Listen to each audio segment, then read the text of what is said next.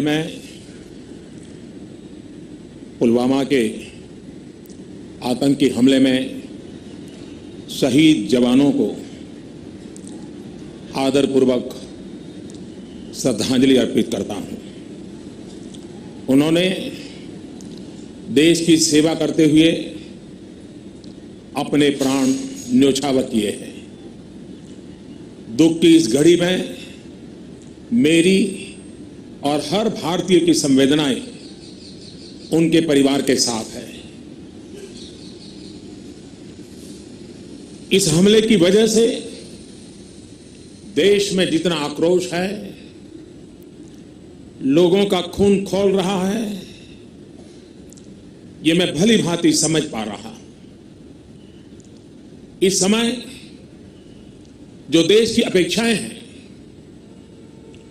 कुछ कर गुजरने की भावनाएं हैं, वो भी स्वाभाविक है।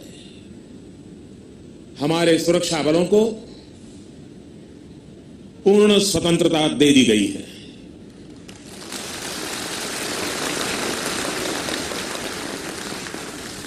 हमें अपने सैनिकों के शौर्य पर, उनकी बहादुरी पर पूरा भरोसा है। मुझे पूरा भरोसा है कि देशभक्ति के रंग में रंगे लोग सही जानकारियां भी हमारी एजेंसियों तक पहुंचाएंगे, ताकि आतंक को कुचलने में हमारी लड़ाई और तेज हो सके। मैं आतंकी संगठनों को और उनके सरपरस्तों को कहना चाहता हूं कि वे बहुत बड़ी गलती कर चुके हैं। बहुत बड़ी कीमत उनको चुकानी पड़ेगी।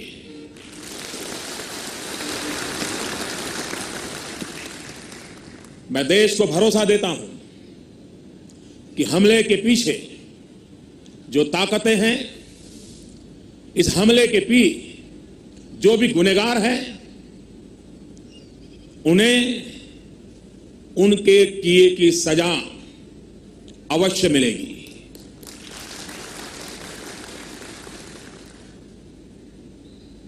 जो हमारी आलोचना कर रहे हैं,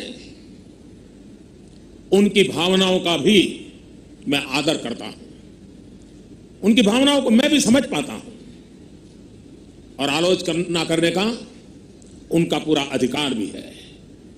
लेकिन मेरा सभी साथियों से अनुरोध है कि ये वक्त बहुत ही संवेदनशील और भावुक पल है। पक्ष में या विपक्ष में, हम सब राजनीतिक छींटाकशी से दूर रहें। इस हमले का देश एकजुट होकर के मुकाबला कर रहा है।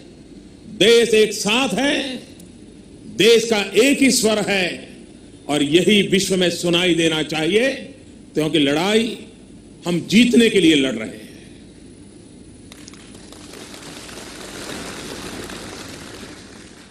पूरे विश्व में अलग थलग पड़ चुका हमारा पड़ोसी देश अगर यह समझता है कि जिस तरह के कृत्य वो कर रहा है, जिस तरह की साजिश रच रहा है, उससे भारत में अस्थिरता पैदा करने में सफल हो जाएगा, तो वो ख्वाब हमेशा हमेशा के लिए छोड़ दे। वो कभी ये नहीं कर पाएगा और न कभी ये होने वाला है। इस समय बड़ी आर्थिक बहाली के दौर से गुजर रहे हमारे पड़ोसी देश को यह भी लगता है वो ऐसी तबाही मचाकर भारत को बदहाल कर सकता है, उसके ये मंसूबे भी कभी पूरे होने वाले नहीं है। वक्त ने सिद्ध कर दिया है कि जिस रास्ते पर वो चले हैं, वो तबाही देखते चले हैं, और हमने जो रास्ता अख्तियार किया है, वो तरक्की करता चला जा रहा है। 130 करोड़ हिंदुस्तानी ऐसी हर साजिश ऐसे हर हमले का मुंह तोड़ जवाब देगा। कई बड़ों देशों ने बहुत ही सख्त शब्दों में इस आतंकी हमले की निंदा की है और भारत के साथ खड़े होने की, भारत को समर्थन की भावना जताई है।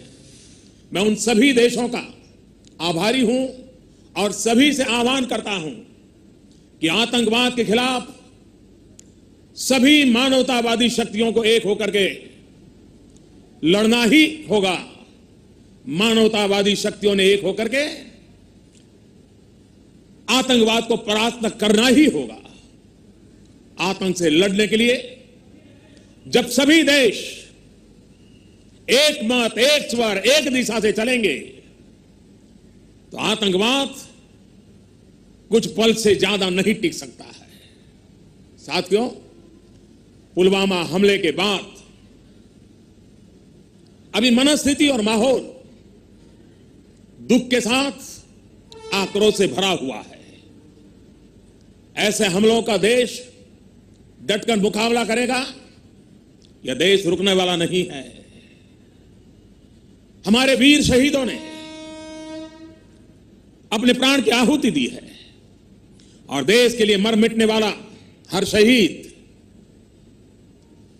दो सपनों के लिए जिंदगी लगाता है। पहला, देश की सुरक्षा, दूसरा, देश की समृद्धि।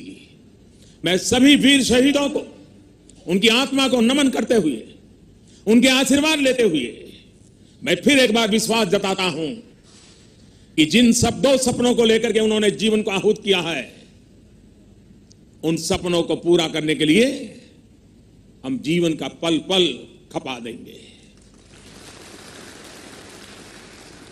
समृद्धि के रास्ते को भी हम और अधिक गति देकर के, विकास के रास्ते को और अधिक ताकत देकर के हमारे इन वीर शहीदों की आत्मा को नमन करते हुए आगे बढ़े।